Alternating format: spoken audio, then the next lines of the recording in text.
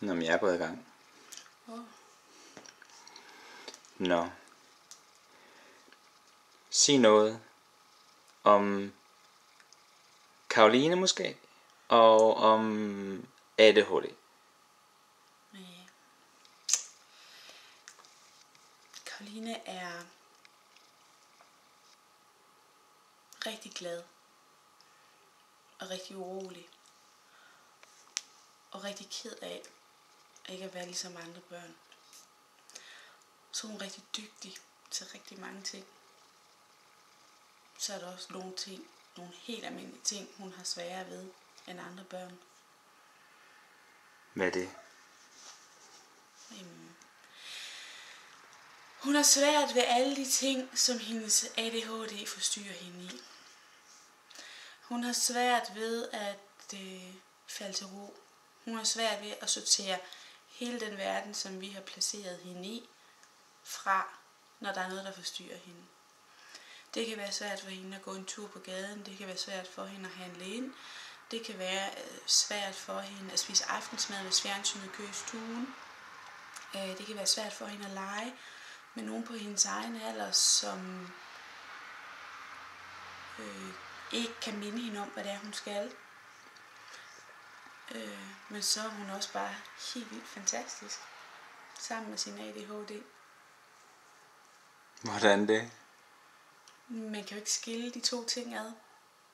Hun, ligegyldigt om de 4 bogstaver så vil være til at beskrive hende eller ej, så er det jo en del af den, hun er. Og selvom vi ved, de er der, så er det jo bare den, hun er. Men den, hun er så meget, så vi bliver nødt til at indrette den verden, der omgiver hende så meget, som vi overhovedet kan, efter hendes særlige behov. Hvordan gør vi det? Jeg ved det godt. Du må gerne sige det. Vi har hende ikke med ud at handle. Hvis vi har hende med ud at handle, er det med massiv coaching undervejs og med en voksen hele tiden til at hjælpe hende, til at være sammen med hende. Vi fortæller hende ikke, hvad vi skal, før vi skal det, fordi hun kan ikke abstrahere fra, hvis hun har en viden om noget, hun skal, så kan hun simpelthen ikke vente på det, fordi det abstrakte i, at det skal du om 40 minutter, det kan hun ikke rumme. Fordi hun kan ikke finde ud af inde i sit system, hvad 40 minutter er. Hun kan ikke klare brud på rutiner, medmindre at hun har nogle forældre, der er fuldstændig op i gear på at hjælpe hende, mens vi bryder rutinerne. Så det gør vi. Vi hjælper hende, vi coacher hende, hun får en hånd at holde i. Vi prøver med alt det vi kan at forklare hende, at vi godt kan forstå, at det er svært, men at hun skal prøve alligevel at styre sin ADHD. Ja.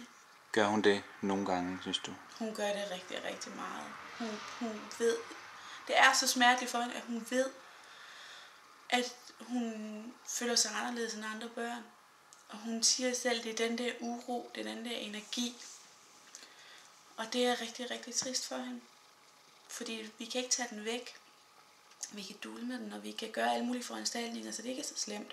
Men vi kan aldrig tage den fra hende. Hun skal leve med den resten af livet, så hun bliver nødt til at lære at omgås den side af hende selv, som er dybt urolig og sensibel på en måde, så livet ikke bliver udholdeligt for hende. Og det hjælper vi hende jo med endnu, så længe vi kan.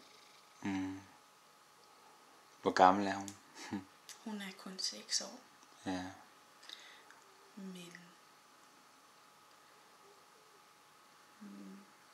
Men hun har jo altid haft ADHD.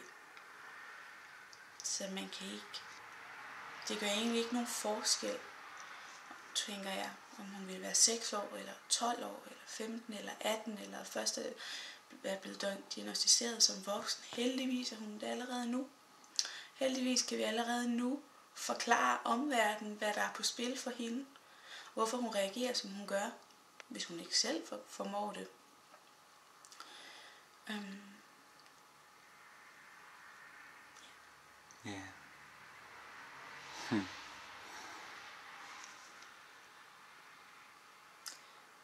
det er bare ikke hele verden, der forstår det. Heller ikke selvom man forklarer det. Der er en god flok af folk, der har holdning. Skulle det nu hedde noget fint? Som irriteret over den her opmærksomhed, de her uopdragne børn har fået. Det burde de ikke have. De burde bare være blevet opdraget af deres forældre. I stedet for at have holdningsløse forældre, der er inkompetente og inkonsekvente over for deres børn. Men det er bare overhovedet ikke det handler om. Jeg ved ikke, om ADHD-forældre er mere på arbejde end andre forældre. Men vi er virkelig på arbejde. Ikke bare med at hjælpe Karoline, og hele tiden være på forkant med hendes verden, i forhold til, hvad der nu skal møde hende, og hvordan vi kan gøre hende klar til det, men også med hele systemet. Langsom sagsbehandling, ventelister, hvor man venter flere måneder, bare på en konsultation hos en speciallæge.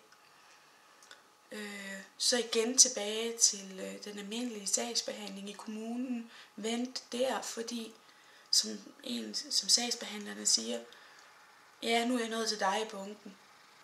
Vi er bare en del af en kæmpe flok, som har rigtig meget behov for hjælp og hjælpemidler. Men som der samfundsmæssigt slet ikke er taget højde for endnu. Der burde være en ADHD-pakke, ligesom der er en kræftpakke. Fordi jo før man hjælper, og jo mere målrettet man hjælper, og jo bedre man hjælper, jo mindre sandsynlighed er der for, at ens barn kommer til at vokse op uden uddannelse, i kriminalitet, i stofmisbrug, sammen med de forkerte, de dårlige, dem som får hende lokket til noget, hun ikke skal, men hvor hendes mangel på refleksion simpelthen gør, at hun ikke når at sige nej, før det er for sent. Så det er så grotesk, at samfundet ikke byder mere ind i at hjælpe os. At der ikke er nogen flere hænder til hele processen med at hjælpe et barn, der har det sådan, og en familie, der har det sådan, fordi det bliver jo hele familien. Men det er der ikke. Jeg tror ikke, der er det for særlig mange.